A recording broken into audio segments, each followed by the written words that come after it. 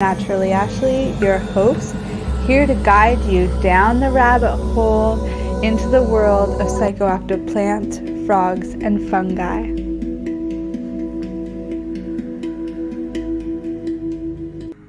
Good morning, you beautiful souls, and welcome to the Integration Station. I'm Naturally Ashley, your host.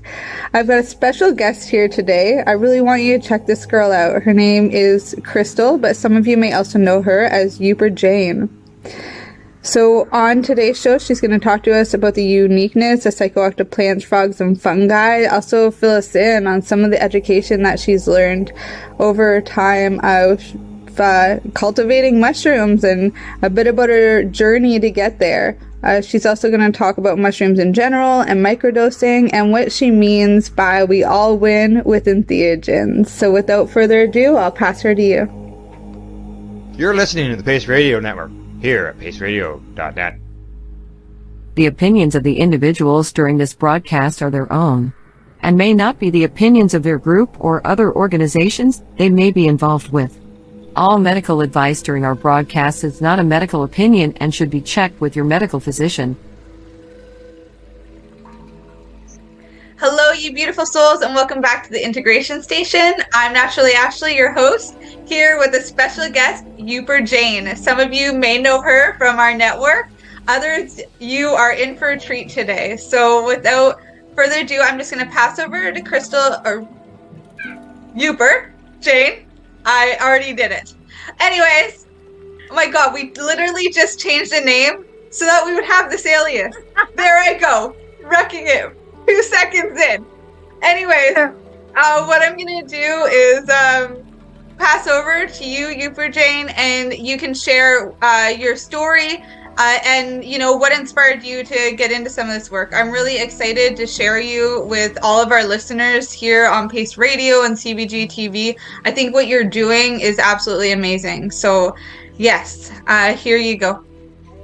Hi there. Thanks so much for having me today. And, feel free to call me Yooper Jane or Crystal. I swear everybody has their own little nickname for me in this work, right? And so it's been such a nice opportunity to take some time today to get to tell you about who I am and why I have landed here and in this work and why I love to do it, truly. So I guess where to begin, right?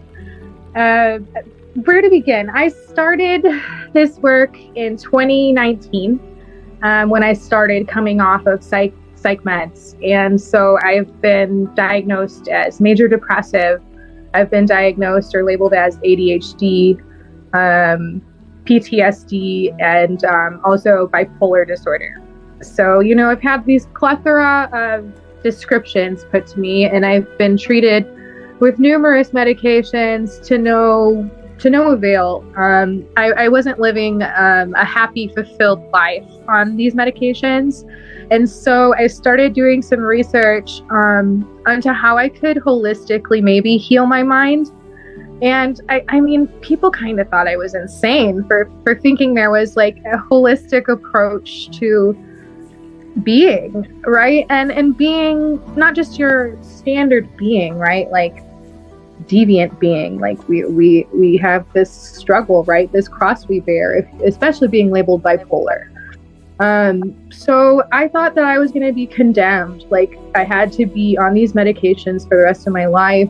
I started having like really bad side effects because I was taking one, as an injection, and then it was causing me to have like arthritis in my hip bones from having the injection every month. And so, you get to this point where you decide, is this the life I'm happy living? And like, the cost of the medication too was astronomical. It was like $1,300 for an injection a month. So, the stress that goes around having to rely on even medication that you don't know if there's going to be a shortage ever on. All these things led me here. And so I started doing research and I changed my diet. That was the very first thing I changed. I started eating more fiber, a lot of vegetables, drinking more water, and that alone, and messing with my sleep, like by that, I mean actually sleeping, right? And so, you know, rest and food were the very first things I started with. And then I started like peeling back these layers of health and like going to the gym. And then I met someone who grew mushrooms. And he was like, hey, you know, like you should try these. Like they'll really help you heal your mind. And I guess I had taken mushrooms before in my youth when I went to college, maybe a decade and a half ago. But, you know, that experience was quite different from this one. And so I had 7 grams of fruit and I was at a party, right? And I just remember feeling like alive for the very first time, like happy to be social. I felt like I was truly listening to people and people were truly listening to what I was saying.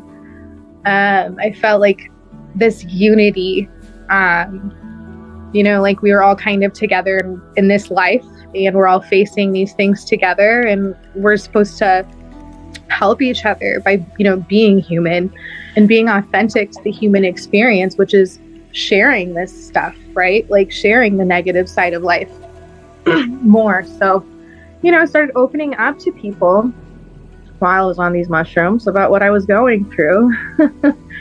And, you know, everybody was kind of like, it's working already. Like, just look at you. And, so yeah, I was feeling for the very first time in what felt like years. And so, I went on this amazing microdose protocol.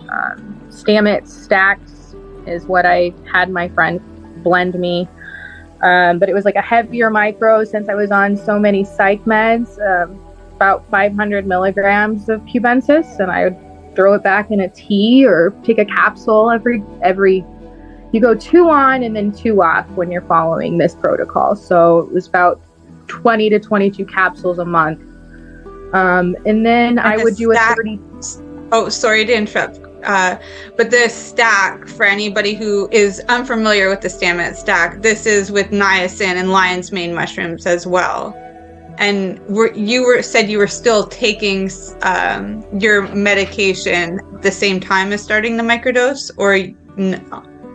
I was doing them concurrently because, like, when I was doing my research, I found that if you start taking the psilocybin, even though it might be like sub-threshold that you're not like noticing an apparent difference or a psychoactive response. But like through journaling, I noticed over time that like my sleep was improving. I was getting more rest. I didn't have to take like the trazodone that they gave me to fall asleep, right? So like the medications kind of slowly started falling off. And like the way I kind of explain that is because like psilocybin and lion's mane, they both like make this amazing buffer, you know, like a brain buffer. And so it's actually helping facilitate all of this communication from different parts of your brain and like basically awakening these not dead parts up, but they haven't been enriched with, they haven't been oxygenated, right? They haven't been given life. And so cubensis, especially with lion's mane, helps this neurogenesis happen. And so I finally felt confident enough to just pull the plug and come off all of them at about month 3. So I don't know if I'm allowed to talk about the medications I was on or anything like that, or if it's relevant. I'm cool with it, but it's if you find it's relevant or you think it's going to be helpful, definitely. It's up to you. Yeah. So like I kind of started with like, I got off of the Adderall first. Like Adderall was really challenging to be quite honest, because of the wakefulness, right? Like that component to life. I feel like anytime you come off of psych meds, you get really, really tired or you have trouble sleeping. You know, it's one or the other when I talk to people. And this may even be happening to you already if you're on the medications as like a side effect of them. So, you know, start linking things, like notice your behaviors, notice like your symptoms over time, and truly keep like a journal or keep a log, like even on your phone. Because, a lot of people will say, oh, the microdosing isn't working, or I don't really feel like it's helping. And I tell people that just because you can't see it, right, doesn't mean that it's not helping, right? And so at least give microdosing 30 to 60 days before you like give it, kick it out as not working, is what I ask people to consider. But I do remember feeling that same annoyance, like around, like, honestly, I guess like a lot of people are looking for an instant, change, right? And it's because many of us are feeling so shitty. And so naturally, so you want to have this instant relief, and culture today has us on this dopamine kick. We don't realize how much of a drug that is, and all that culture feeds us to feed into that. It's natural. Oh, yeah. We've been born wanting that instant gratification. But this is the difference between what culture's feeding us and what psilocybin does, because psilocybin and a lot of psychedelics are going for the serotonin. That's the gratification over long term. That's the difference between the instant gratification of the brain and that happiness chemical that's built in your gut. Did you know that they actually discovered LSD before they did serotonin? Really? No, Yeah. I did not. Yeah, I don't know. I know that's kind of a red herring, a little bit out there, but that just jogged that thought, and I felt like I should share that with you because, cool. Yes, thank you. dude, when I read it in this book, I'm reading this book right now, and I highly recommend it. It's called Psychedelic Medicine, The Healing Powers of LSD, MDMA, Psilocybin, and Ayahuasca by Dr. Richard Lewis Miller. And anyway, there's like 4 chapters, and the LSD chapter is just chock full of experts and fun facts, I'll say. Cool. Yeah, that's so exciting. But, it really kind of gives us something to talk about, because like, if you think about them discovering LSD, and I mean, they had patented it like in 1914, but like it sat around doing nothing for years, right? Because they didn't even know what serotonin is. Like, you get what I mean? Like, think and imagine back to a time, right, where like we're trying to understand human behavior and we don't even know about neurotransmitters, right? So like, this is kind of relevant to our talk because like, when I came off of medicine, a lot of people told me that I would not be able to regulate my imbalance, right? It's a condition, to that I say, every day is truly a winding road, okay? I have mental health issues. So, I feel like when I was not being so open and not being so honest and like kind of hiding from the fact that I am different, right? I wasn't living an authentic life, right? Does that make sense? Yeah. And so now that I'm like accepting these finer pieces of me and like honing them through this work, because sharing mushrooms with other people helps me heal. And it's because I do so much research into people's unique situations, because like my roots are in a research lab, and I worked at Indiana University when I was in college by a National Institute of Health sponsored lab called a Biobehavioral Alcohol and Drug Research Laboratory. And we did mostly survey research, for psychedelics, because Indiana is very conservative. But it was still valuable information to see people wanted to try mushrooms. They wanted to try cannabis. They wanted to try LSD. And I mean, I was 18 years old thinking to myself, this is crazy, right? And it's because we're indoctrinated to believe that like only the government can fix us, right? Only experts can give us what we need to be saved. And this goes right back to religion. It's kind of always been like that. It's like, you can't eat from the tree of knowledge because then you'll be just like us. No, instead we need to keep you under our control. And they're like, it's been, yeah, absolutely. Oh, they're so gatekeeping. They're gatekeeping this. And yeah, so this book that I'm reading talks a lot about that. And it talks a lot about it from like different perspectives around the world, right?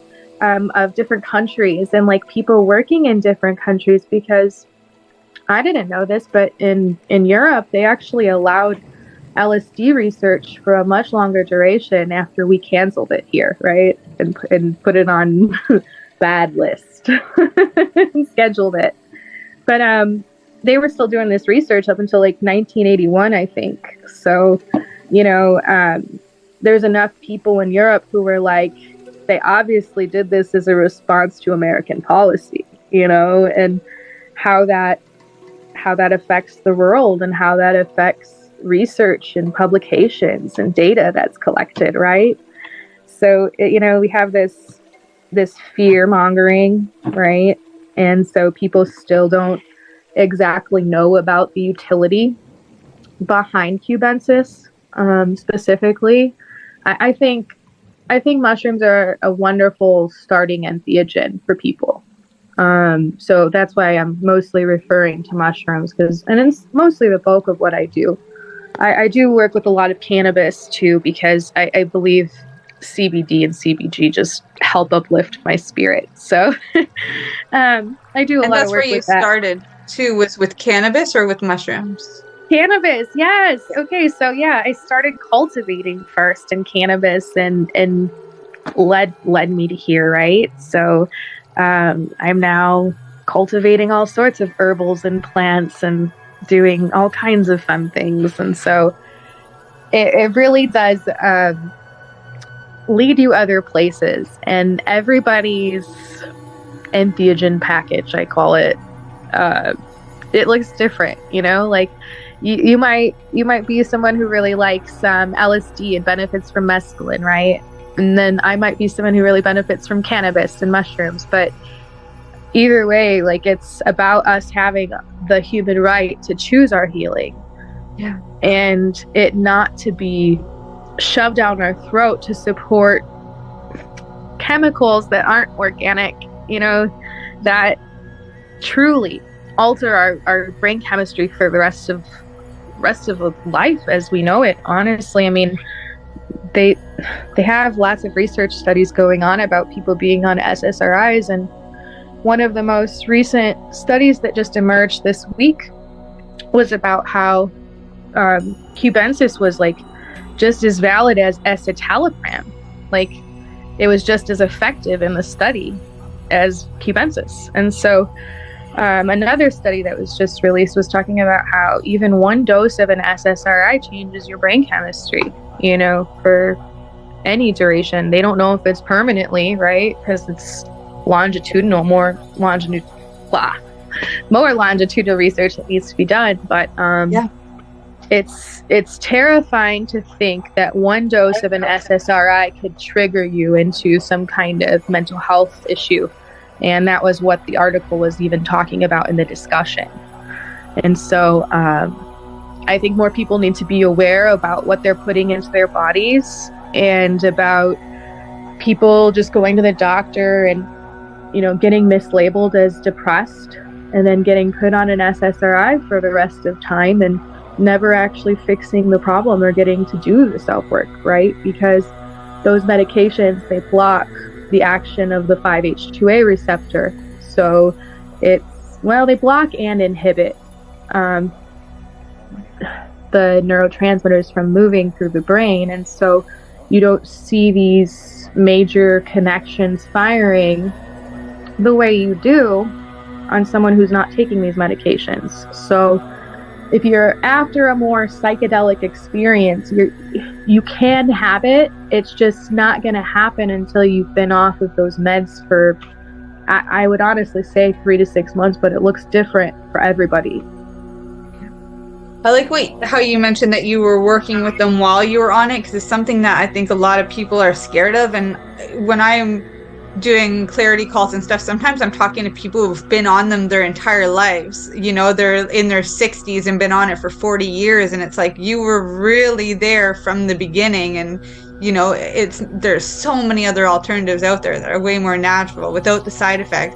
You know, but they're scared. They're scared to get off, and they're scared about mixing them together. But here's the thing, you know, that I've even seen with a lot of clients, and that's that it actually helps with the withdrawal symptoms. It helps with the brain zaps. It helps with all of these things that end up happening. And I remember when I was put on medications, you know, I was diagnosed with a lot of stuff, but my like OCD and I didn't even get the anxiety diagnosis. I got the OCD diagnosis, and I had to find out for myself that that's triggered by anxiety. I had to do all that work myself.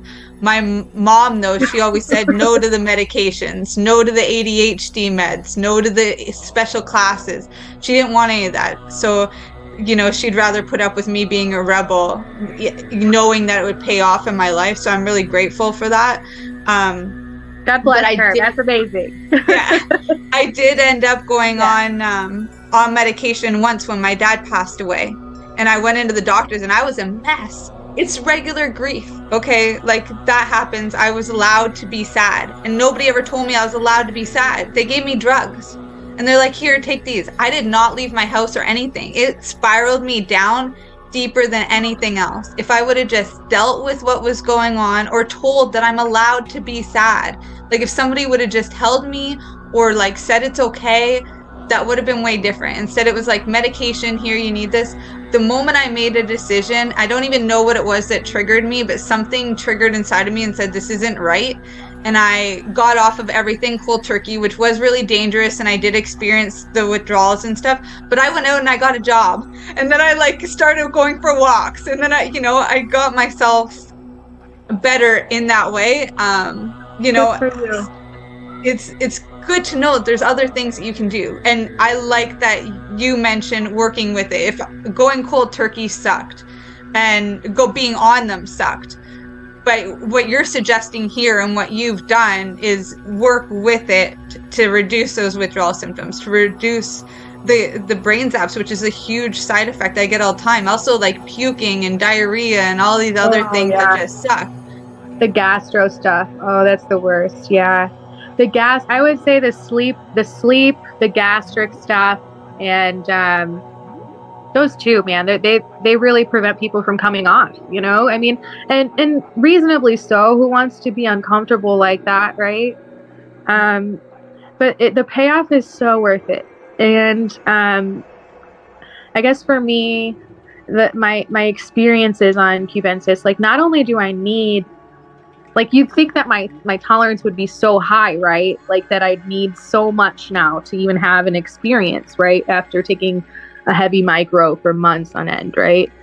But the truth is like, I can have like a full-blown psychedelic experience now at a gram, which is like, holy crap, right? And so to like be able to measure it just by grams needed, right, to trigger psychedelic visuals or that feeling of unity, it's my path of spirituality deepens now.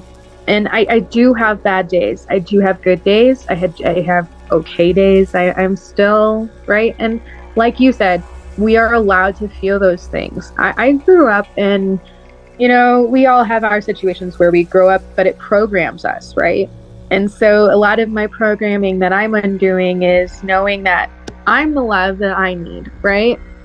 And so always making sure that, like, I remind myself of that daily. I mean, even through taking my mushrooms, like setting an intent, right? Like, and that might look like, for me, today I want to see more into my own heart's intent, right?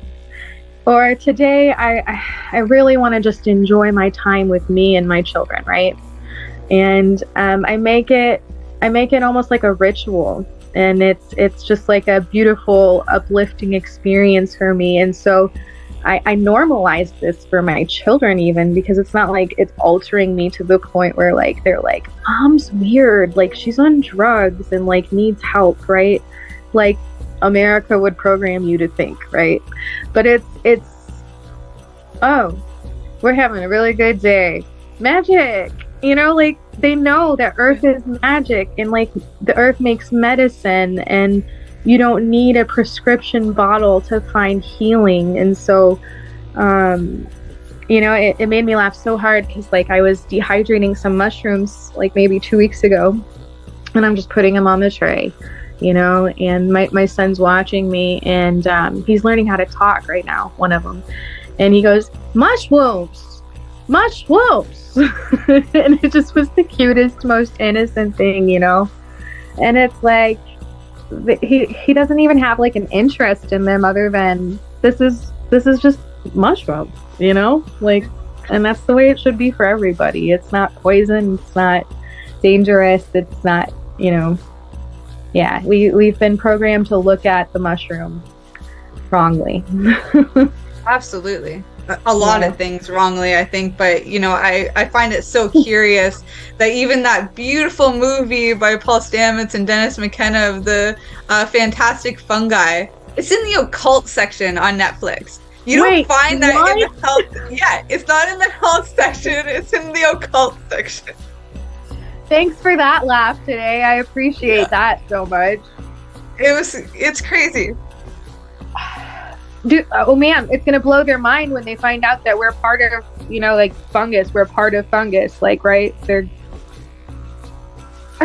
that's so, what too. Like, I didn't understand what's with like all the antibacterial stuff. It's like we are bacteria. You know, when I was in nutrition school, we learned so much about gut health, and I was realizing, I'm like, that's what we are. So what, you know, why with the antibiotics? Why with these funguals, and why with the, you know, all the pesticides? What, you know, that's killing parts of us. And if that's what we are, shouldn't we be embracing that? And if there is a war of good and bad bacteria, then why wouldn't we build our army with good bacteria? You know, why is it kill all of the bacteria? I just don't understand that. Oh my gosh, I know. I think that's like we could have a whole other talk on that too, because I mean, fungus and like magic mushrooms, like they provide you with that probiotic help. And so, you know, it uplifts your microbiome in your gut, which is your second brain, right? And so there's serotonergic receptor sites in your stomach. And so a lot of people are really, really surprised to hear that, but you are what you eat. And so eat magic. Whatever. Yeah, eat the magic. Be the magic. Okay, Crystal, I'm going to cut to commercial right now. That way our sponsors can share their special message with us today. And then we'll come back in just a few minutes, all right? All right, awesome. I'm going to get a drink. Bye, love. You're listening to the Pace Radio Network here at paceradio.net. At Legacy 420, we believe in being different. Experience the difference of quality control. Our labs provide tested formulations for all of our products. Experience the difference in trust. Our customers can trust that we are following up-to-date COVID precautions for their safety. Experience the difference in accessibility. We're open 7 days a week. Please visit our website, legacy420.com, or contact us for curbside pickup as well as nationwide mail order shipping. Legacy 420 values overall wellness. Come and experience the difference of Legacy 420. Growing your own vegetables, flowers, or even medicinal plants can be a challenge without the right equipment and proper know-how. At BMA Hydroponics, not only are they your urban horticultural experts and suppliers, but their staff holds the customer's needs paramount to making a sale. Family-owned with decades of experience and knowledge, they offer free advice in person, by phone, or email. BMA Hydroponics wants to ensure you have the advice you need, which is why you'll find tips and tricks on different ways to grow, like wick, ebb and flow, drip, or aeroponics system, as well as other helpful links at bmahydroponics.com. If you can't find what you're looking for, just let them know, and they'll do everything they can to get what you're looking for. At BMA Hydroponics, each staff member also possesses a federal exemptee MMAR license, making their strong suit empathy, experience, and dedication to their customers. Because when you know how to grow, you'll have results that make you proud. BMA Hydroponics in Belleville, Ontario. Visit bmahydroponics.com. Let's share PACE everywhere. That way it can help create peace. People everywhere advocating cannabis education. CP operates a medicinal cannabis signing clinic. If you want to grow your own medicinal cannabis and are located anywhere in Canada, then I'd like to suggest that you give them a call. They can be reached at 1-613-967-9888. That's 1-613-967-9888, and grow on with CP. Enjoy the buzz of legalization with Campbellford Lifestyle Shop. From lights to plant nutrients, books, consumption accessories, and more, we've got all your basics to grow or consume cannabis. Visit our info center or take a look at our piercing services and body jewelry, now available in-store through Campbellford Lifestyle Shop, 17 Bridge Street West, Campbellford. PACE Radio is the People Advocating Cannabis Education Radio Network. We are people advocating cannabis education here at paceradio.net. Welcome back. All right, so we're talking about the wonderful benefits of serotonin in our gut, of mushrooms, of all of this good stuff. Where do you want to go from here, Crystal? All right, so we've been talking about mushrooms for a while. I love mushrooms, obviously, so if you have not tried any entheogens, definitely recommend starting with mushrooms. Very friendly, and you can dose and adjust it, accordingly. So if you have any questions about where to begin or, things like that, you could definitely message me or, chat anytime about that. I'm working on a bunch of genetics, and so I'm really excited about that. I've been cubensis crazy for the last 2 years. And so I'm branching out now into some other wood lovers, and Panaeolus cyanescens, and then Panaeolus azurescens, and then Psilocybe mexicana. So those are the new ones that are up on the chopping block, and I'm really looking forward to uplifting my micros. These are different tryptamine profiles that we're seeing. I know there's a lot of people who work in mushrooms who will say a cube is a cube is a cube is a cube. And I've kind of made my life's work about figuring that out. Is a cube a cube a cube a cube? And my I guess opinion on the matter is that it's not. They're very different, despite being the same. They have the same composition, like profile, but they don't have the same percentages. So when I say that, I'm talking about psilocybin, psilocin, and baeocystin, specifically. Those are 3 of the tryptamines that are in magic mushrooms, and mainly they uplift magic mushrooms to be magical.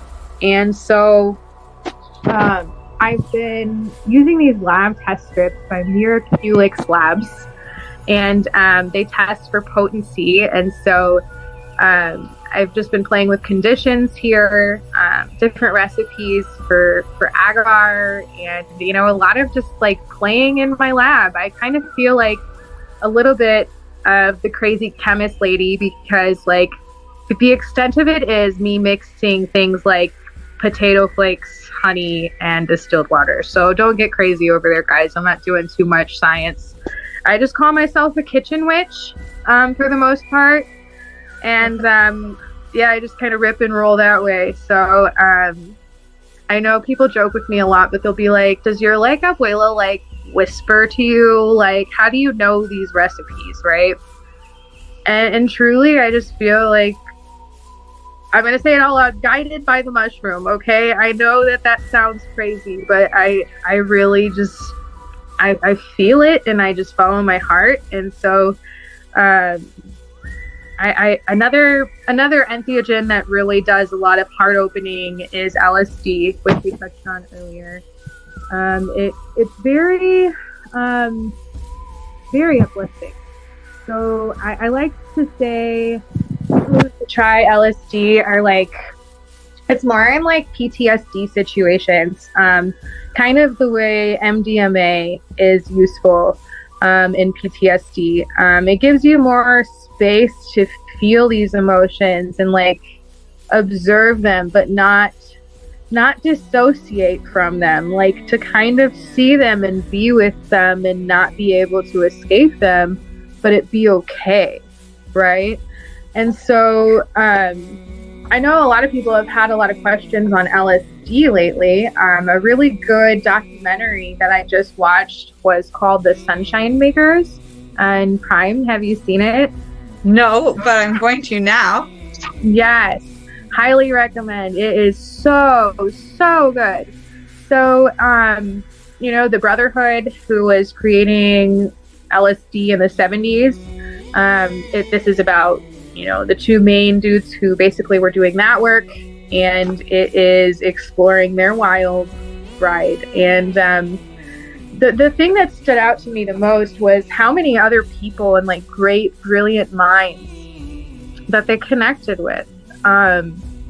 Entheogens really do have a way of like presenting themselves to you. I remember one time I offered someone a Lucy gel, a dear friend of mine, and she was like, I can't say no, it's presenting itself to me. And I was like, what do you mean? And she's like, that's like a thing. That's like a thing, Crystal. Like, LSD comes looking for you, and Lucy comes looking for you. And I was like, oh, okay. And so, maybe Lucy will come looking for you, right? Yeah. I feel many medicines come looking for me. I have a pretty docked apothecary where I am, and some of the stuff I still have not even touched. Yeah, a lot of it is gifted to me, and I'll have dreams or something that say, but I also believe in like everything in moderation. I personally want to sit and work with it and absorb everything that it has. I want to, squeeze the lemon for all it's worth. And but when a medicine does come to me and I do go all in, it's definitely a calling. I've never forced anything. I've been working with the medicines for 20 years now, and I never had to force it. It was always just there, and it was always a choice to choose that over some of the other things that are out there. Like, I did cocaine too. I don't like it. It's not my thing. Coca in South America, I loved it. But I was over here like, yeah, there's a difference. Lately, it's the last couple of years, it's been the Cambo frog. When that presented itself to me, it was so strong, there was no denying it. And I've wailed, wailed like never before when its callings have come through. It was just so intense. Wow. You know what? For me, that has been Shanga in this season of life. Shanga has been like the cosmic masculine DMT force, is what I say. And it's loud lessons, loud truths. And I like it because Shanga with the MAOI, like it really prolongs the experience for me to where I can bring back information.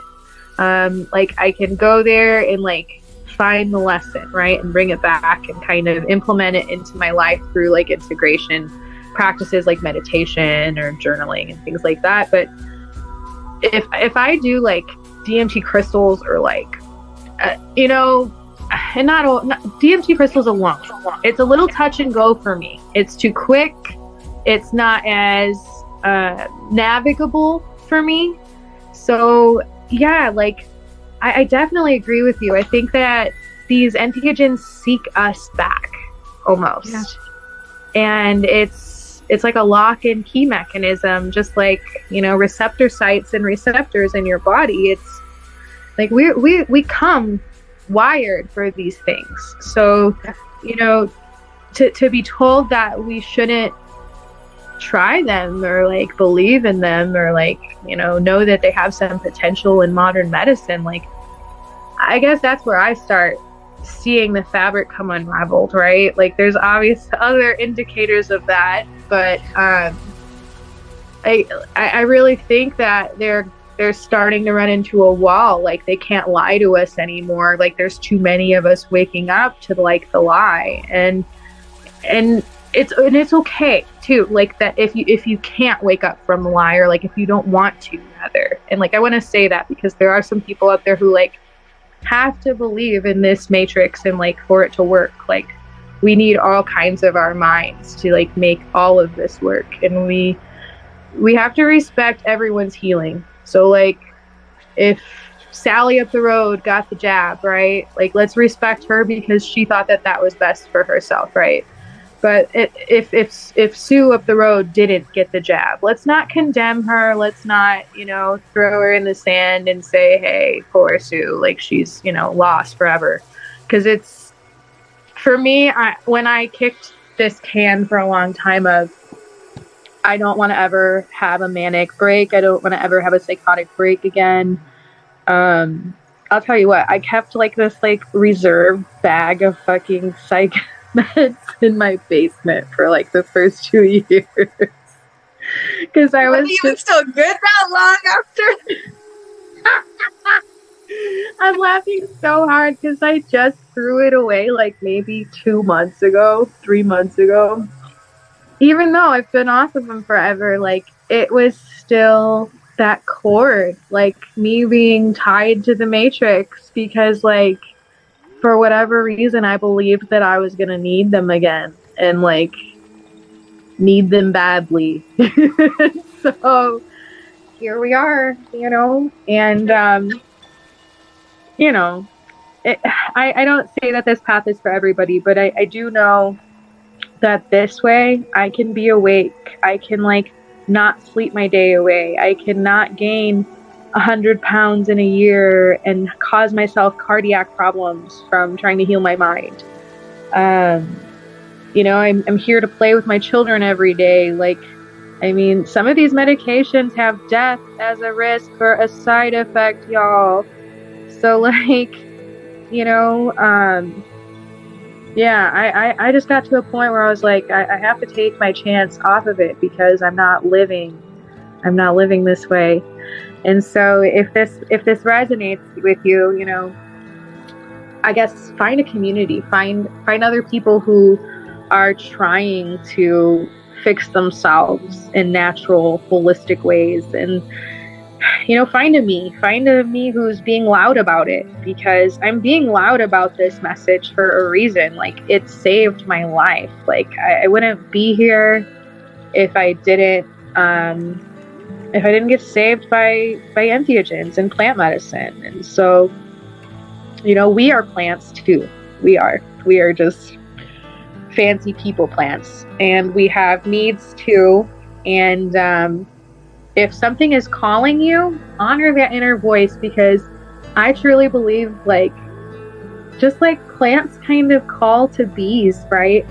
It's like the entheogens are seeking us back, and we seek them too without knowing it.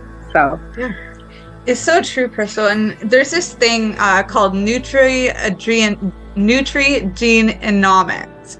So essentially it's where the food that we're consuming activates our genes and sends us information from those before us. So when you think about this like in a religious sense, it could be the divine within the plants that's coming through and activating the divine within us. When we're thinking about it as nutrition, we could be thinking that the food that we're eating is giving us the information from our ancestors to be able to have our body function without us consciously having to have that conversation. But it's also why we get cravings. The difference is that a lot of this food-like products or these Franken foods, they're more on the dopamine center. There's been scientists that have been paid lots of money to create this special concoction in their lab of fat, sugar, and salt so that we're addicted and it hits the dopamine. But the real information comes from whole foods and whole plants. And maybe a lot of these mental health issues are because we have a nutrition deficiency. Oh my God, yes. oh my God, like what you said about, food, like being in the dopamine reward center, like I am a foodie. And by that, I mean, I love healthy food, like everything. I'm a little bit bougie. I have to scratch make everything these days. It's been pretty terrible, but it's not terrible. And so, I'm like feeding my brain, I say. But the proof is in the pudding. Like my children's behavior, even since like getting off of Red 40 and like other sugars and stuff. Like, I mean, I'm bad. We still have candy and sugar, here and there, but like appreciating it. Like, I mean, you can even see the behavior like immediately after eating it is different. Like, it's just, it's wild. So, diet is totally behind this rise of mental health. And I don't know if you've ever seen this movie. It's called Soylent Green. Have you seen Soylent Green? No. No, you've got to. I need to like take a list of all of this. I can do my own research. I'm just such a like conspiracy queen, I guess. But like at the same thing, I'm just a sci-fi lady, okay? Like I grew up on 1984 and like all that kind of thing. Oh, it's great. That movie scares the shit out of me still. My Dude, God. Then don't watch Soylent Green. Don't watch Soylent Green. But the premise I have to tell you, the premise in the film is that the people don't know what they're eating, right? But when they find out, it's a problem, right? So like, I remember being like 13 or 14 years old in 8th grade watching this film, and like, I'm like, why are we watching this creepy ass film? All right, spoiler alert. If you're going to watch Soylent Green, don't watch past this point. Are you going to watch it? I'm going to watch it. You said it's on Prime? All right, we'll catch up then. We'll catch up then on another podcast about Soylent Green. Oh, no, it's sharing. You got it now. Okay, so the crux of this is that they have an overpopulation issue and they can't feed. I mean, everything's over-farmed. Sound familiar? Right? Very familiar. Nutrients are depleted in the soil stores. So they create this fixer-upper food, right? And they give everybody a certain per diem of this food. Basically, the food is people. They're like recycling the dead bodies into food, and they're feeding the people Soylent Green. They call it Soylent Green. And so these people don't even know that they're eating the people until a man breaks into the freaking facility and sees what's going on. And so anyway, you see stuff like that at 13 and you think to yourself, wow, someone had to be on drugs to write this film. And then you fast forward to 33 and you're like, oh boy. Yeah. Well, look at Bill Gates right now. He's doing the like poop water. Here, have some water, but it's made out of human feces. Like, gross. This is thank you.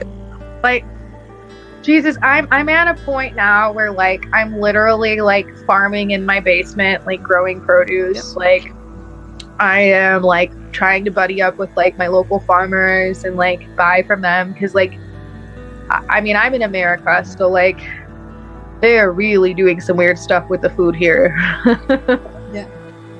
Yeah, same here in Canada. And we do it too. I contribute to a lot of farms. I buy seeds every year, and while I do gardens wherever I am, I also spread the seeds to other people's gardens. And I'm like, eventually, whenever I do have my own place, right now I like to travel too much. I like going from place to place. But eventually, when I have my forever home, everybody else will be established, and they can bring extra stuff over to me, and I'll be set up. I love that. I'm a wanderer myself, so like I've lived here, there, everywhere, and I have like a 3-year shelf life places, and then I like hobble along somewhere new, and I'm nearing that point here in the UP, so we'll see. Maybe we'll see you in Canada or vice versa. I mean, I'm already north enough, you know. If I had a skill set they wanted, I would apply. You do the mushrooms. Come on. Right? Well, mushrooms and cannabis, and we've got cannabis legal here now. There's a lot of our sponsors are actually growers and. Oh, stuff, wow. but, Yeah, that's right. That's right. I think it's so cool that you have a sponsor podcast and you have backing and support from people who are doing this work. Like, that's so cool. Good for you. Yeah, I was happy to be brought on board, that's for sure, because these guys, they were activists in that field long before myself.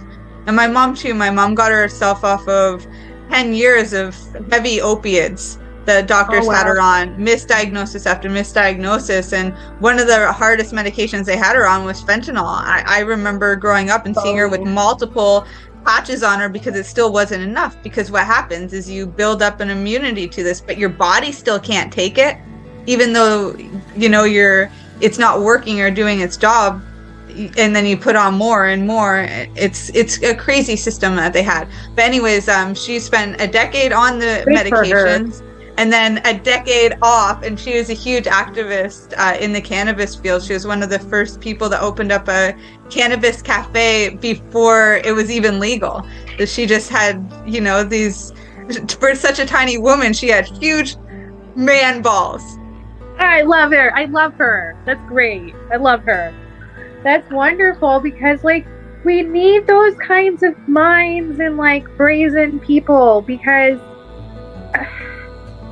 I guess I've been asked this question a lot, and it's my boldness kind of is either exciting to people or it's very off-putting, right? And so to the off-putting ones who find that way, I say, this is just who I am, right? And so would you hide from it, or would you embrace it, right?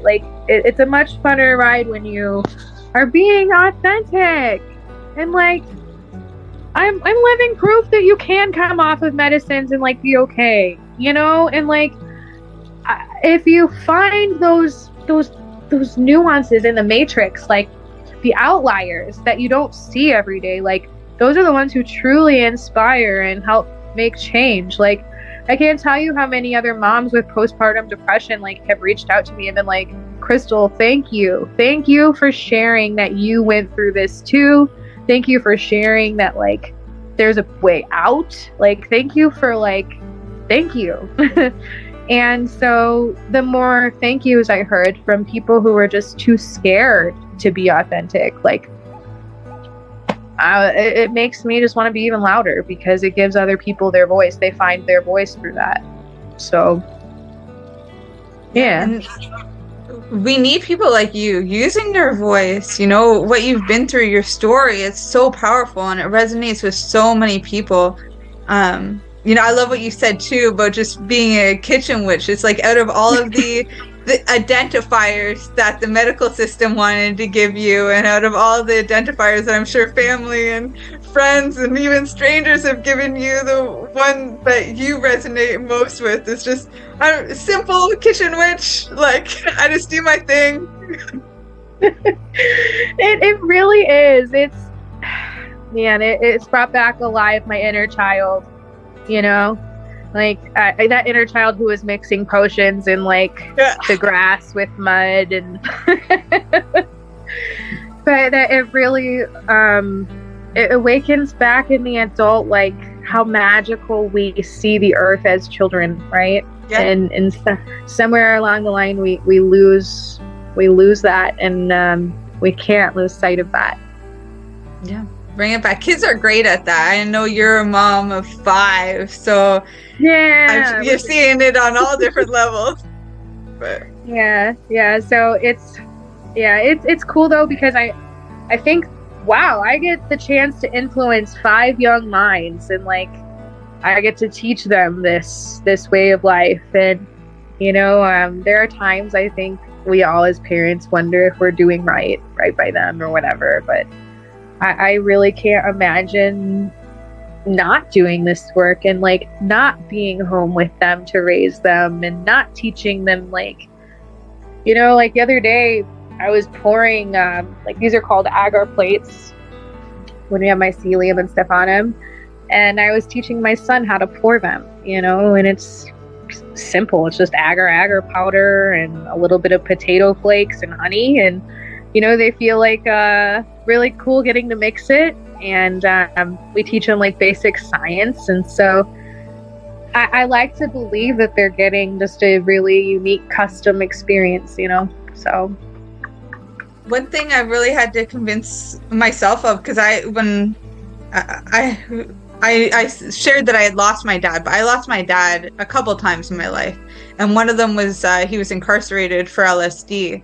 So when I found out that I was pregnant, I was so scared that I would carry on that pattern and my son and I would be separated for my lifestyle, because I was doing trip sits at that time, taking people on field trips. It was a crazy time. Great, beautiful, but I was just as happy to be pregnant as I was scared to continue that lifestyle. So for a while I pulled back. That's when I went to nutrition school and all that, but still at the end of the day, the only thing I wanted to talk about was this, psychedelics and how they could help you change people's minds, change the world. And I was just so passionate about it. And the way I got my mind around it to continue was, okay, I am this kid's mom for a reason. My only job is to be his mom, and to do that is to be myself and the best version of myself as possible. If I was to be anybody else, then why would I be his mom?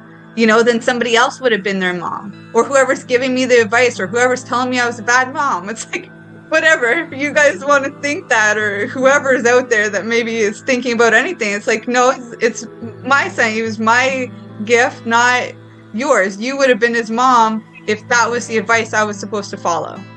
If that's what it was that he needed, then you would be that mom, but you're not. I am. And I had to take on that responsibility, and that mindset shift is really what carried me to here, because there was a lot of fear that came in those moments, but I made it through, and now it's the same. I have him home with me. I couldn't imagine it any other way. Homeschooling is probably one of the most difficult things in the world, being a parent is. But it's at the same time, I wouldn't have it any other way. No matter how challenging it is, I learned so much about myself, about I didn't have much of a childhood, so I'm learning how to tap into that and how to feed that inner child of myself through him. It's beautiful. Parenting is, we don't talk about this enough in this country, or in general, everywhere. Parenting is extremely trauma. It forces you to confront your trauma, is what I'm trying to say. Like you will be reparenting yourself alongside of your small child. And sometimes you will think that their emotions are more in control than yours, and that's okay. And, and it's like you said, I feel like we are our own worst critic of our parenting. And that's something I have to give myself more grace in sometimes, because my indoctrination comes through sometimes too, of, am I living, I'm living authentically, but is that living recklessly, right? So I have been having that kind of dialogue in my mind, but it's wild, because it brings me back to this whole idea of I'm having a mini panic attack over fungus, over something that grows in the wild. Yeah. And then I'm back to okay, because I just know how absurd that sounds and is. Yeah. So, it grows naturally everywhere, and they're like, oh, well, we can't stop it from growing. So instead, what we'll do is demonize it and say it's going to kill you, it's going to harm you, don't go around the mushroom, death caps, this, that. It's like, Amanita is great. Every mushroom is magical, just some only once. I swear, and we're living in a time where oh, you don't like something? Just cancel it. Just cancel it and just throw some mud on it. It's not there no more. And we do this with people, we do this with things, we do this with foods, we do this with restaurants, brands, and it's a wild time, because just to take it back home, guys, we're all on a floating rock in the sky, So try to be happy on this weird little journey, and be okay with being weird. That's my best advice. Like, if you feel weird and you're hiding your weird, it's gonna feel weird. So that's my last advice for you guys. Keep it weird. I love it. All right. How about we cut to another commercial break? We'll have our sponsors share some more about what they're up to. And then when we come back, we'll let everybody know what it is that you're doing now, how you're helping people, and how they can reach you. Sounds good. Sounds good. All right. We'll see you in a couple minutes. We are people advocating cannabis education here at paceradio.net. Who has huge buds? You do. If you shop at BMA Hydroponics, attend one of BMA's educational seminars and learn the secrets of growing, harvesting, processing, and consuming quality cannabis and cannabis products. Learn how to make better extracts, edibles, and medicinal creams at prices you can afford. Visit BMA Hydroponics at 404 Maitland Drive, Belleville, or call 613-967-9888. The only way to go. Enjoy the buzz of legalization with Campbellford Lifestyle Shop. From lights to plant nutrients, books, consumption accessories, and more, we've got all your basics to grow or consume cannabis. Visit our info center or take a look at our piercing services and body jewelry, now available in-store through Campbellford Lifestyle Shop, 17 Bridge Street West, Campbellford. PACE Radio is the People Advocating Cannabis Education Radio Network. At Legacy 420, we believe in being different. Experience the difference of quality control. Our labs provide tested formulations for all of our products. Experience the difference in trust. Our customers can trust that we are following up-to-date COVID precautions for their safety. Experience the difference in accessibility. We're open 7 days a week. Please visit our website, legacy420.com, or contact us for curbside pickup as well as nationwide mail order shipping. Legacy 420 values overall wellness. Come and experience the difference of Legacy 420. Did you know that the Pace Radio Network isn't just a radio network? That's right, because most, but not all of our programming is now done via video and is then podcasted at paceradio.net. So if you want to watch our programming, you'll find us on the Pace Radio Network's Facebook page, plus the show's own page, and you'll find us live on the network's YouTube channel. And don't forget, you can find it all, video and audio, at paceradio.net. You're listening to the Pace Radio Network here at paceradio.net. All right. Hey, welcome back, everyone. Welcome back, Crystal. I'm really looking forward to hearing more about what it is that you're doing today. Like, we know a bit of your story now, how you started on mental health medications with these crazy diagnoses, ending up getting into cannabis and cannabis cultivation, then mushrooms, and now working with other types of entheogens.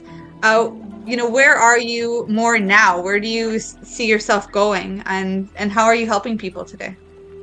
So I really was taking some time at the end of last year to reflect on where I want to be at the end of this year. And so I've been doing some professional things, like getting an LLC underway and, building, not building so much. I spent a lot of my last 2 years in my phone networking with people, and I love that part.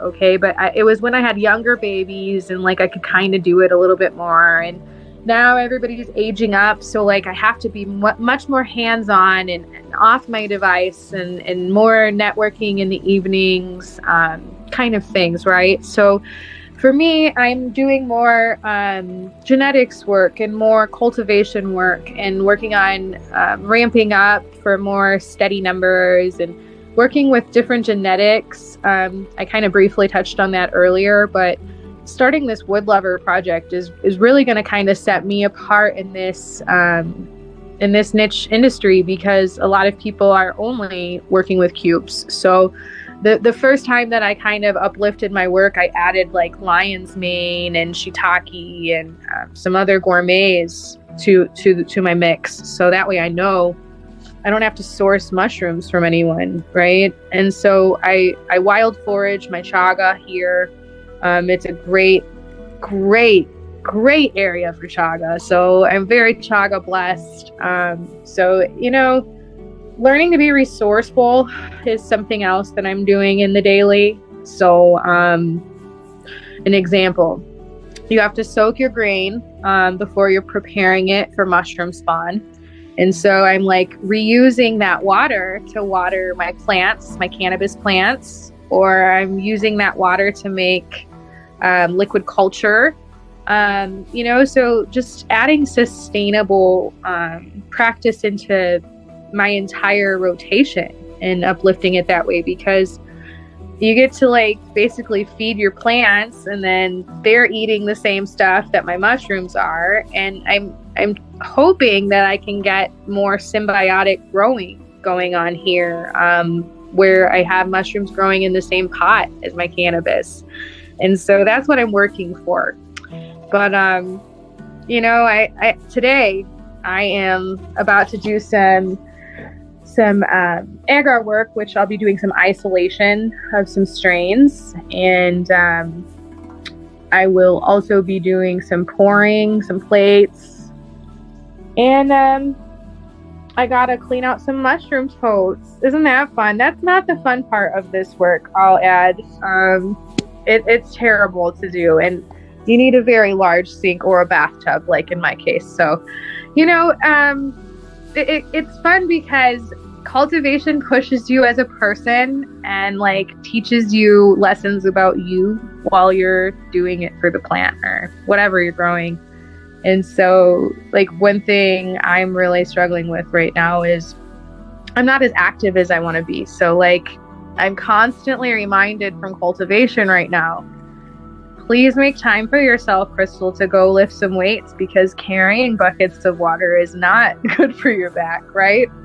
So like that's a funny one, but like the other lessons are like in like when flushes happen, right? And maybe it's a really abundant outcome and you're really blown away, right? You get a moment to really sit with yourself and see like, wow, like nature is really going to shine if you just let it be nature. And that's just a beautiful lesson about all of us, you know? So find the lessons in your growth. Yeah. Oh, that's so beautiful. I remember when I was growing mushrooms and I got to eat them for the first time. I was really excited to try it. Like, what does it taste like fresh? I didn't have that experience of going out foraging for them. When I lived in BC, I wasn't, that wasn't my priority, even though I know that they're there. And so, yeah, I was like really excited to get my first kit and do this.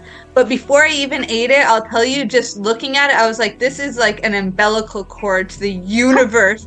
I was like, this is so much awe. I was like staring. I was like, in my first flush, I was like, it came up with the moon cycle too. I was like, this is a blessing from Mom and Nate. I was like, just so enthralled that I couldn't even believe it. Yeah. That's awesome. It came up with the moon cycle. That's really cool, actually. First of all, they do come alive. They love the moon. It's weird because now that you're saying this, I do notice a pattern with the lunar cycle and my mushrooms. So I'm gonna be noting some things on that now. Thank you. Yeah, absolutely. Even when you get the second, third flush, and sometimes you can even get like 5 or 6, anybody who's interested in this, contact Crystal, get in our network. There's conversations about this stuff often. But yeah, the moon cycles, I noticed that the flushes, when they would come back, it would be, which I didn't even know. I thought you got one and then you're done. No, isn't it comes back and comes back. It's amazing. So cool. Yeah, they flush multiple times, and you know I've seen them go as many times as 8. So wow. It's crazy because it'll depend on even the phenotype you're working with. So, you know, I can help you find cultures if you feel pulled to them. You know, I think that's one of my specialties is pairing people with cultures or telling them about the culture and, you know, explaining them to them. And I'm a very sensitive person, so like I can tell you how it'll make you feel, like body load versus mental load and things like that. And so if you're looking for microdoses, if you're, looking for information, data that supports, any type of thinking, can help you there too. I do a lot of consulting with people. So like last year I sold a lot of kits. I'm not really selling so many kits this year as I am supplies. And then I kind of just like walk people through it, or you can, pay for an hour of consultation with me too. Usually if you buy the supplies, I'll teach you for free is kind of how I do it, because I really think people need to know how to grow their medicine at home. So it's like just to touch on it, how was your experience eating a freshie versus a dried boy?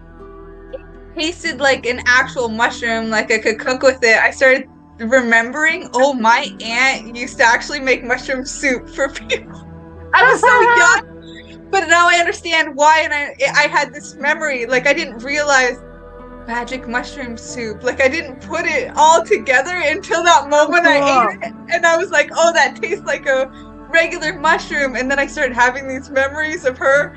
Oh my god, it's funny, but you could do anything. Like I could imagine doing in huge supply. I dried mine out though, and I do normally have them dry. I make blue honey out of it usually. Yummy. That way I can microdose, and I, instead of the capsule form, I just do like a spoonful, and it's so good. Yeah. Nice. Yeah, the honey is, so it's funny because for whatever reason, the honey hits me like a bus. Like it'll put me to sleep no matter how much I have. And so I've been wondering why that is, but it must just be my unique form and its response, but I wake up so rested and I have the best lucid dreams I've ever had. So I do like the honey a lot too. It's really yummy. Maybe the communication part is through the dream work. That's one of the reasons why I like it too, is mushrooms are great at connecting us to other plants, connecting us to ourselves, connecting us to the people in our lives. But bees, they're the great communicators. So when you have the connections and the communication, it does dance together pretty well. But dream work's also very important. So that's a big part of it on your path as a witch. I swear, right? And I laugh so hard because like I remember being a kid and watching like, what was that show called? Charmed. Do you remember the show? Oh yeah. And I was like, when I grow up, I'm gonna be Rose McGowan. Like I am gonna be Rose McGowan. Oh yeah. Here we are in our 30s. Charmed AF. Yeah. I'm embracing it because I keep finding the use, and like, thank you for giving me an enriching, meaningful hour of time today, because like, all we have is time. Like time is our most valuable resource. And ultimately, we live in a time where we don't get much dispensable time, right? And so I think entheogens almost distort our time continuum in a positive way too, and it makes us slow down and be more grateful and accepting of where we're at. So I wouldn't be here if I didn't take a chance on a mushroom. And so if I ever see someone who's should I try this, it's gonna be yes. Indefinitely, always, yes. And now I see my son is ready for me. So thank you so much, Crystal, for being here. I'm going to share your contact information below, but if you want to tell everybody how to reach you, that would be great too. Yeah, so if you want to go ahead and reach me either on Signal, on Telegram, or Wicker.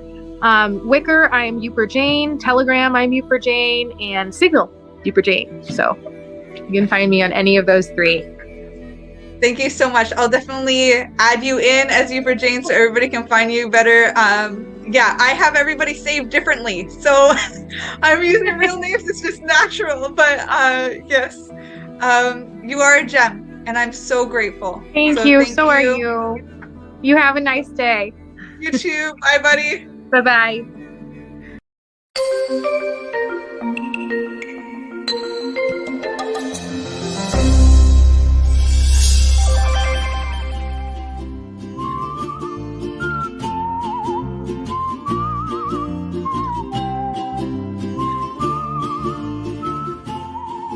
What's up? This is Jasper from the Fungi Academy for another special lesson of After School. And today we're gonna find out if mushrooms are actually controlling us. So let's start in space. Space is really hard to survive. It can be scorching or freezing. Ultraviolet and cosmic radiation is everywhere. Radiation is basically the only thing that is present in the vacuum of space. Yet, some organisms can survive this vacuum. The microscopic animal known as the tardigrade is able to survive a journey to space for 11 days and still be alive and kicking after landing back on Earth. Just for your information here, humans can't do that. Without a spacesuit, all the air gets sucked out of our bodies. You pass out in 15 seconds and be dead in 90 seconds. But tardigrades are nothing compared to some of the organisms that life has been exposing to these extreme conditions. Life is the lichen and fungi experiment on the International Space Station. And most of what they do is put things in space and see how long they can hang out there without dying. Lichens are complex symbiotic organisms made up of a fungus and an alga or cyanobacteria. The fungus makes up most of the body, while the alga and or cyanobacteria provide the whole organism with food through photosynthesis. This collaboration between fungi and plants is so successful that it is thought to have evolved independently from each other more than 5 times over the eons. One of the toughest lichens out there is known as Xanthoria elegans. More than 71% of specimens of this species survived for more than 1.5 years bare naked in space. That's not all. This Xanthoria elegans is also able to survive a pressure of at least 50 gigapascal. This means that this super strong being could survive the first and second phases of the interplanetary transfer process. Wow, lots of complicated words, but why is this important? Because this evidence suggests that life might not have originated on Earth at all. Our planet might just be substrates that is inoculated by the fungi. This concept is called PANSPERMIA. PANSPERMIA has many different philosophical approaches. Sometimes I like to fantasize that fungi and their spores are biotechnology engineered by an ancient alien civilization wanting to spread life all over the universe. Anywhere, the conditions are just right. In my mind, they created a massive machine producing countless spores aimlessly wandering in search of a substrate to inoculate. A somewhat more plausible idea is lithopanspermia. Lithopanspermia proposes that extremophile life could survive being blasted into space after its home planet was slammed with an asteroid and part of the crust was shot into space after the collision. After such a cataclysmic event, the fungus and its spores would find themselves flying through space on this most low-tech of spaceships, a simple rock we know as an asteroid. This asteroid could hit a planet in its own solar system, but given enough velocity, it could potentially escape the orbit of its sun and roam its galaxy until one day, bam! It hits a young planet ready for life to flourish there. Alright, I might go really far out here, but I don't think that even the hardy Xanthoria elegans will survive such a long trip to space. But its spores just might. Fungal spores can be considered the nearly indestructible cousin of plant seeds. Microscopic little safes filled with DNA that can easily survive space. So much so that the International Space Station is actually facing a mold problem. Marta Kortzau, a microbiologist at the German Aerospace Center, tried to fix the problem by blasting the Aspergillus mold with, and I'm quoting here, stupid amounts of radiation. Up to 1,000 gray. That's 200 more times more radiation than a human could survive. But simply surviving radiation isn't enough to be an interstellar or intergalactic space traveler. You need to be able to not die.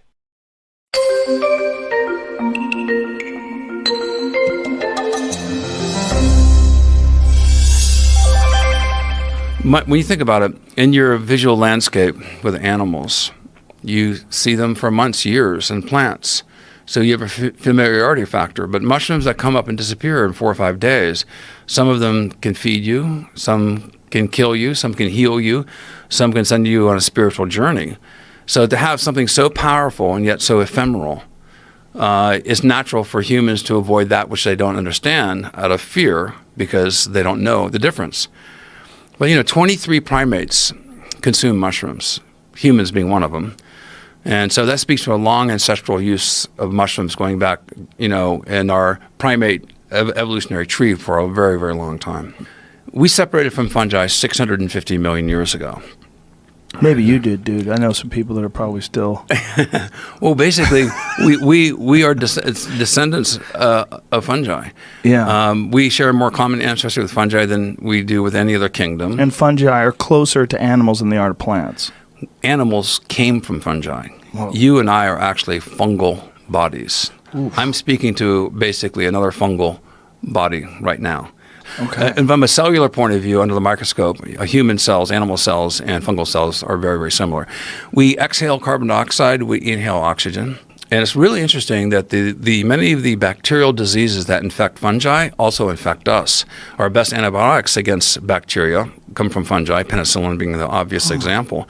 But the universe was created about 13.8 billion years ago from the Big Bang. The Earth coalesced out of stardust about 4.5 billion. The earliest records of life we have is about 3.8 billion years ago, single-celled organisms.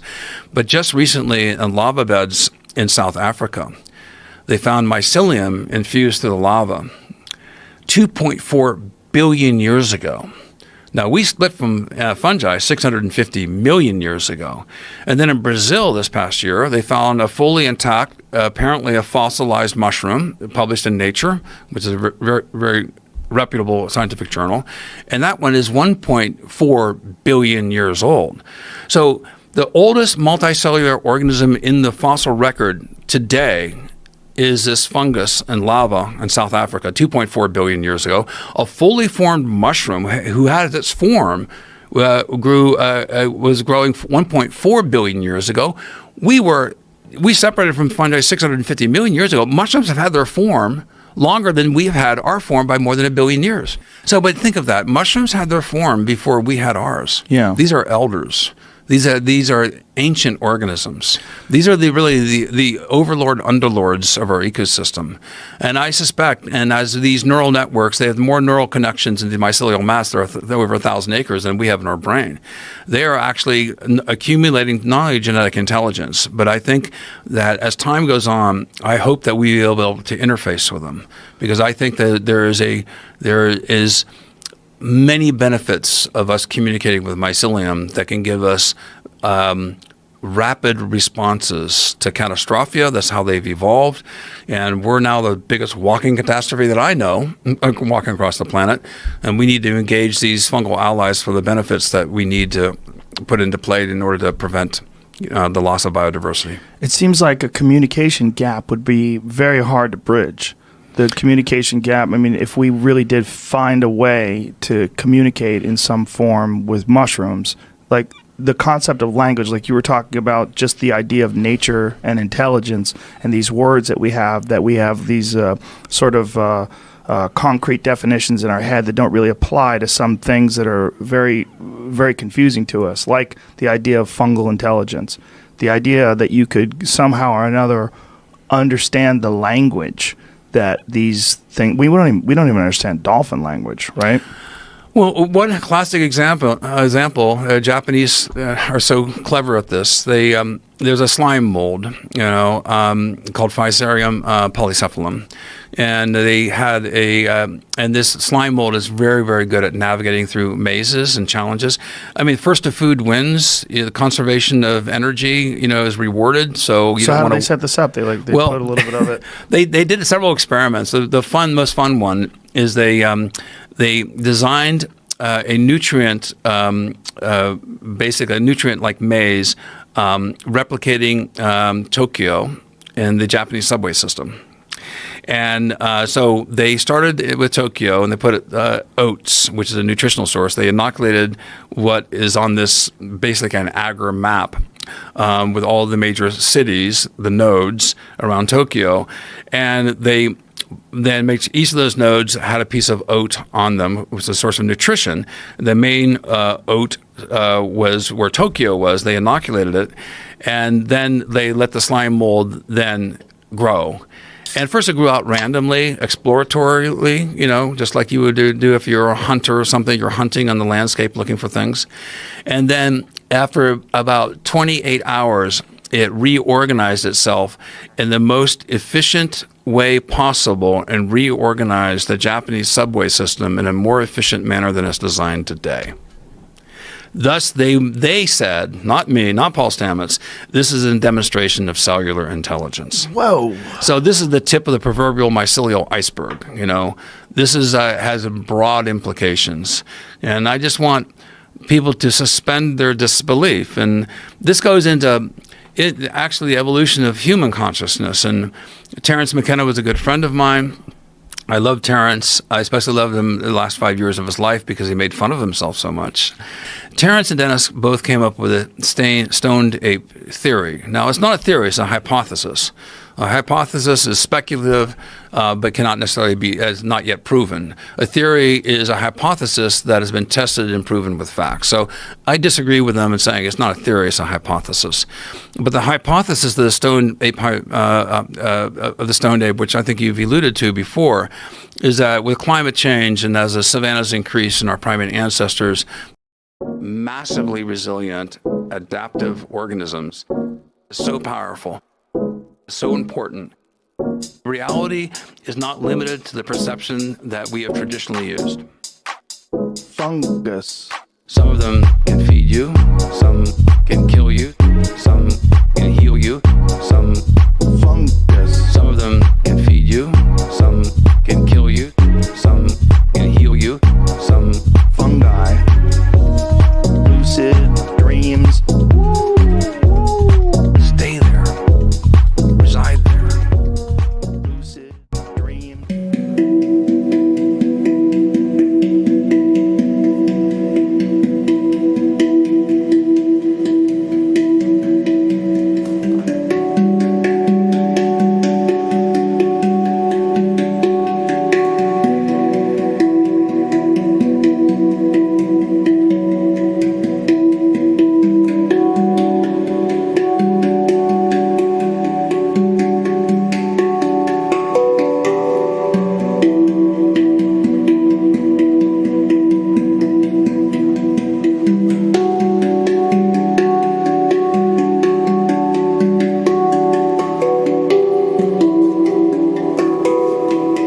Listening to the Pace Radio Network here at paceradio.net. The opinions of the individuals during this broadcast are their own, and may not be the opinions of their group or other organizations they may be involved with. All medical advice during our broadcast is not a medical opinion and should be checked with your medical physician. When you have a pain that's reached its peak, Legacy for 20, it's so unique. If organic cannabis is what you seek, here's your trusted partners 7 days a week. Suppository salves, vapes and drops, topicals, edibles, infused pop. Just when life seems like it ain't easy, at Legacy 420, enjoy a pop freezy. Lab tested products, make them the GOAT. Legacy 420 out on your road. Legacy 420 in Tyndonega Mohawk territory. Indigenous organic cannabis at its finest. What do you find at paceradio.net? People advocating cannabis education. Enjoy the buzz of legalization with Campbellford Lifestyle Shop. From lights to plant nutrients, books, consumption accessories, and more, we've got all your basics to grow or consume cannabis. Visit our info center or take a look at our piercing services and body jewelry, now available in-store through Campbellford Lifestyle Shop, 17 Bridge Street West, Campbellford.